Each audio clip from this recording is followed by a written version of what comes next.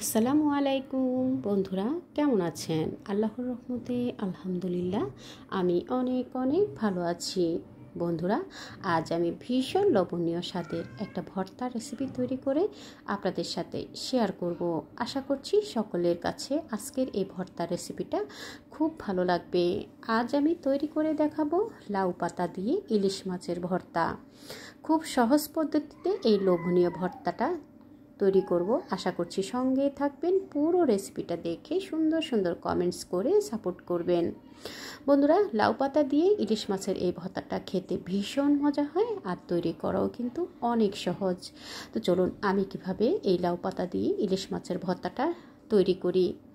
এখানে আমি ছোট ঝাটকা ইলিশ মাছ নিয়েছি, একটা রসুন নিয়েছি 4টা এবং 3টা পেঁয়াজ নিয়েছি, কাঁচামরিচ পছন্দ অনুযায়ী ঝালটা ব্যবহার করবেন।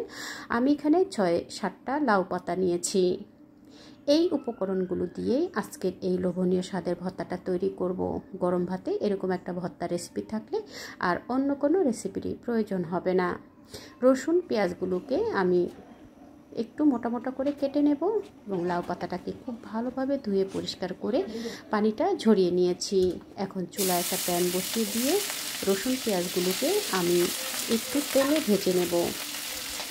তো রসুন পেঁয়াজগুলোকে আমি একটু লবণ দিয়ে ভেজে নেব। আমি কাঁচামরিচের ঝাল দিয়ে আজকের এই ভর্তাটা তৈরি করব। আপনারা চাইলে শুকনো মরিচের ঝাল দিয়েও কিন্তু ভর্তাটা তৈরি করে নিতে পারবেন। আমি পেঁয়াজ এবং রসুনটাকে ভালোভাবে ধুয়ে নিয়েছি, একটু বড় সাইজ করে কেটে নিয়েছি। এখন আমি একটু হালকা বাদামি কালার করে ভেজে নিয়ে এরপর সাথে দিয়ে দেব ধনিয়া পাতা। ধনিয়া পাতাটা দিয়ে একটু নেড়ে চেড়ে ভেজে নিয়ে তুলে রেখে দেব।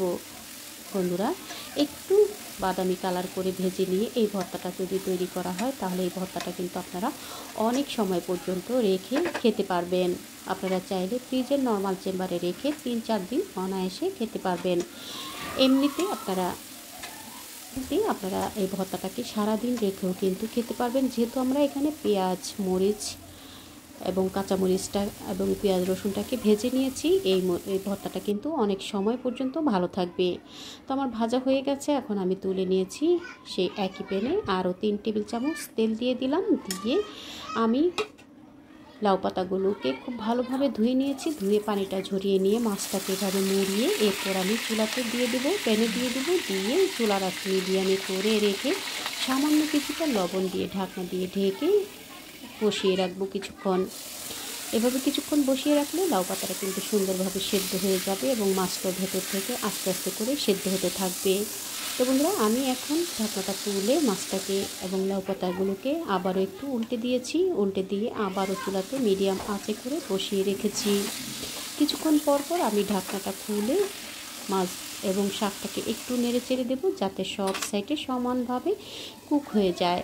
লাউ পাতাটা কিন্তু সুন্দরভাবে সেদ্ধ হয়ে গেছে, মাছটাও কিন্তু ভেতর থেকে সেদ্ধ হয়ে গেছে। আমি এখন এভাবে করে বারবার উল্টে পাল্টে মাছ এবং লাউ পাতাটাকে ভালোভাবে ভেজে নেব। লাউ পাতাটা যখন পুরোপুরি সেদ্ধ হয়ে আসবে এরপর আমি লাউ পাতাটাকে তুলে নেব। বন্ধুরা, ঢাকনা দিয়ে ঢেকে চুলার আঁচ মিডিয়ামে করে রেখে আপনারা লাউ পাতাটাকে এভাবে করে ভেজে সেদ্ধ করে নেবেন এবং মাছটাকেও একটু এভাবে করে ভেজে নিতে হবে। আমি আজকের এই ভর্তাটা সরিষার তেল দিয়ে করছি। আপনারা চাইলে সয়াবিন তেল দিয়ে করতে পারেন, তবে ভর্তা সাধারণত একটু সরিষার তেল দিয়ে করলে ঝাঁঝালো একটা ফ্লেভার আসে, ভীষণ সুন্দর ফ্লেভারটা আসে, খেতেও কিন্তু ভীষণ ভালো লাগে। এখন লাউ পাতাটাকে তুলে নিয়ে আমি একটু ঠান্ডা করে নিয়েছি।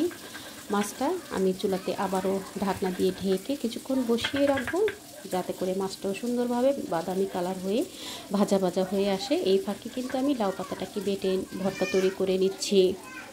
বন্ধুরা, শিলপাটাতেই ভর্তাটা তৈরি করার চেষ্টা করবেন, এতে করে খুব সুন্দর আঠালো হবে, খেতেও কিন্তু ভীষণ ভালো লাগবে। গরম ভাতে এরকম একটা ভর্তা রেসিপি থাকলে আর অন্য কোনো রেসিপিরই কিন্তু প্রয়োজন হবে না। তো বন্ধুরা, আমি লাউ পাতাটাকে বেটে নিয়েছি।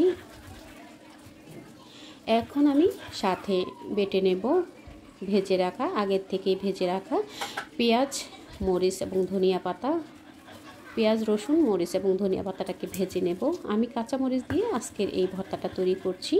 আপনারা চাইলে কিন্তু এখানে শুকনো মরিচের ঝাল দিয়েও কিন্তু ভর্তাটা তৈরি করে নিতে পারবেন। তো আমি সবগুলো উপকরণ এভাবে করে বেটে নিয়েছি। চেষ্টা করবেন এই ভর্তাটা শিলপাটাতে বেটে তৈরি করার জন্য। এই ভর্তাটা কিন্তু শিলপাটায় বেটে নিয়ে ভর্তা করলে কিন্তু ভীষণ সুন্দর আঠালো হয়, খেতেও কিন্তু ভীষণ টেস্টি হয়। তো বন্ধুরা, আমি পেঁয়াজ রসুনটাকেও বেটে নিয়েছি, লাউ পাতাটাকেও বেটে নিয়েছি। এখন আমি মাছটাকে বেটে ভর্তা করে নেব। তো আমি যেহেতু আস্ত মাছটা ভেজে নিয়েছি, আমি একটু এভাবে করে শিল নোড়া দিয়ে একটু থেতো করে নেব, এতে করে বড় কাঁটাটা কিন্তু এখান থেকে আলাদা হয়ে আসবে। আলাদা হয়ে আসলে এরপর আমি ছোটো কাঁটাগুলো সহই কিন্তু বেটে নেব, এবং চেষ্টা করবেন ছোটো কাঁটাগুলো সহই কিন্তু বেটে নিতে, অথবা আপনারা চাইলে কিন্তু ছোটো কাঁটাগুলো বেছে ফেলে দিতে পারেন। তবে এভাবে বেটে নিলেই কিন্তু সুন্দরভাবে মিহি হয়ে যায়, যেহেতু আমরা অনেক সময় ধরে মাছটাকে আস্তে আস্তে জাল করে মাছটাকে ভেজে নিয়েছি। তো মাছের কাঁটাটা কিন্তু অনেক সুন্দর নরম হয়ে গেছে। এভাবে কিছুক্ষণ বেটে নিলেই কিন্তু সুন্দরভাবে মিহি হয়ে যাবে। তো বন্ধুরা, আমার বেটে নেওয়া হয়ে গেছে। এখন আমি সবগুলো উপকরণকে ভালোভাবে মিশিয়ে নেব। তো দেখলেন তো কত সহজেই ঝটপট করে তৈরি হয়ে গেল মজাদার স্বাদের একটা ভর্তা। এই ভর্তাটা আপনারা চাইলে সাদা গরম ভাতের সাথে, রুটি পরোটা, কিংবা আপনারা চাইলে কিন্তু খিচুড়ি পোলাওর সাথেও কিন্তু এই ভর্তাটা সার্ভ করতে পারেন। আপনারা চাইলে চিতই পিঠা দিয়েও কিন্তু এই ভর্তাটা সার্ভ করতে পারেন। যেহেতু এখন শীত মৌসুমে কিন্তু প্রচুর পরিমাণে চিতই পিঠা বাজারে ওঠে, এবং ঘরেও আপনারা তৈরি করে চিতই পিঠার সাথেও কিন্তু এই ভর্তাটাকে সার্ভ করতে পারেন। দেখলেন তো বন্ধুরা, কত সহজে তৈরি হয়ে গেল আমার লাউ পাতা দিয়ে ইলিশ মাছের ভর্তা। আপনারাও তৈরি করবেন, কেমন হলো কমেন্টস করে জানাবেন। আপনাদের লাইকস এবং কমেন্টস আমার নিত্য নতুন রেসিপি তৈরি করতে ভীষণ উৎসাহ দেয়। বন্ধুরা, যারা এতক্ষণ ধৈর্য ধরে আমার রেসিপিটা দেখেছেন, একটা লাইক দিতে ভুলে গিয়ে থাকলে প্লিজ বন্ধুরা একটা লাইক দিয়ে রেসিপিটা কন্টিনিউ করে নেবেন। আপনাদের একটা লাইক, একটা কমেন্টসের মাধ্যমে এই রেসিপিটা পৌঁছে যাবে আরও অনেক বন্ধুদের কাছে। তারাও কিন্তু আপনাদের মতো করেই আমাকে সাপোর্ট করতে পারবে।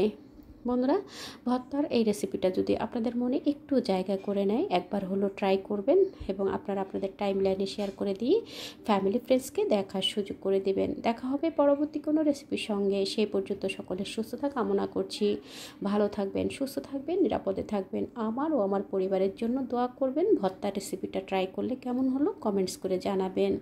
দেখা হবে পরবর্তী রেসিপিতে। আল্লাহ হাফিজ।